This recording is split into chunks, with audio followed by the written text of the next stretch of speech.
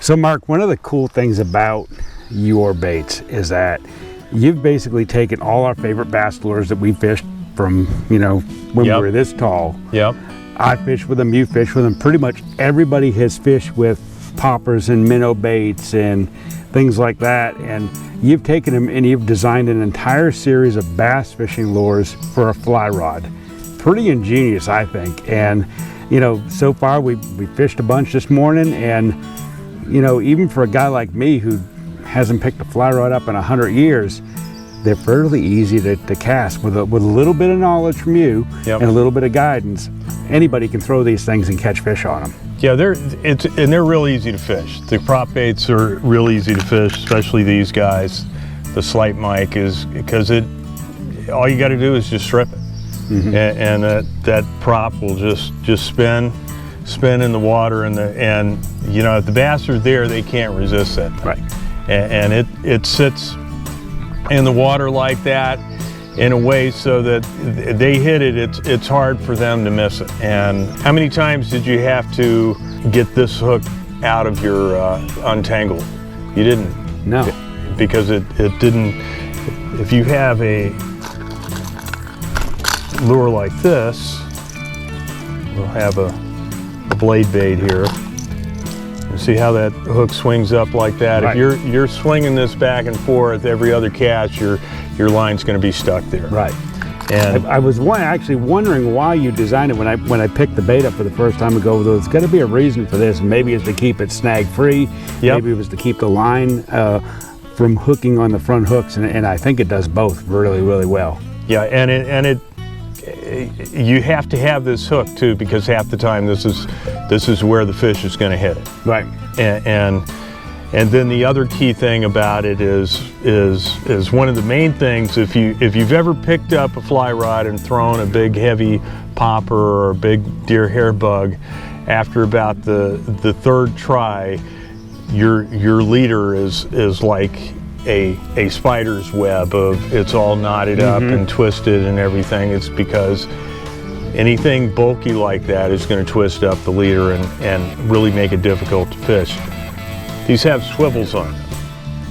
So that was one of the first things I had to figure out how to do, because you could cast these things, but your leader's all in knots. Right. And so a lot of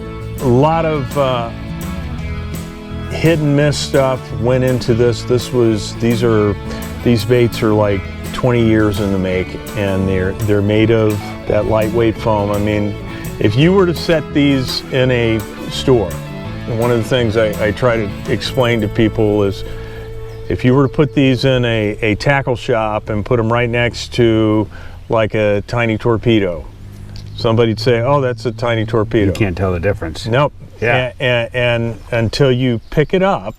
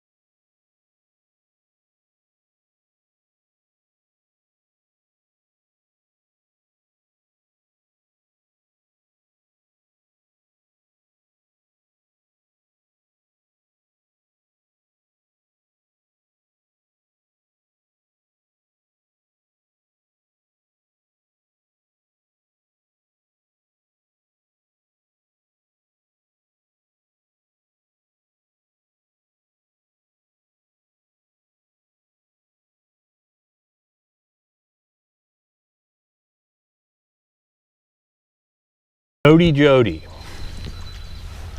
And you'll notice that these don't have the finish that the other ones do because I wanted to keep that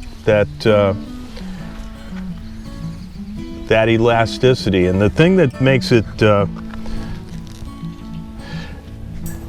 I had the toughest time figuring out how to make these. And I could make the frog, I could make the shape, I could get fish to bite it and everything, but I couldn't figure out how to keep them hooked up because I was using whatever double hooks I could find. And I ended up figuring out that the only way I could, the way to make this work was to use a couple worm hooks that are woven together to make a double hook, because they're the wide gap hooks, and they come around the bait. That is great around weeds, around trees, and it actually has a neat profile in the open water, and I've caught a lot of fish just right in the open water without anything near it. So Mark, we've seen the walking frog. What about a popping frog? You got one of those too?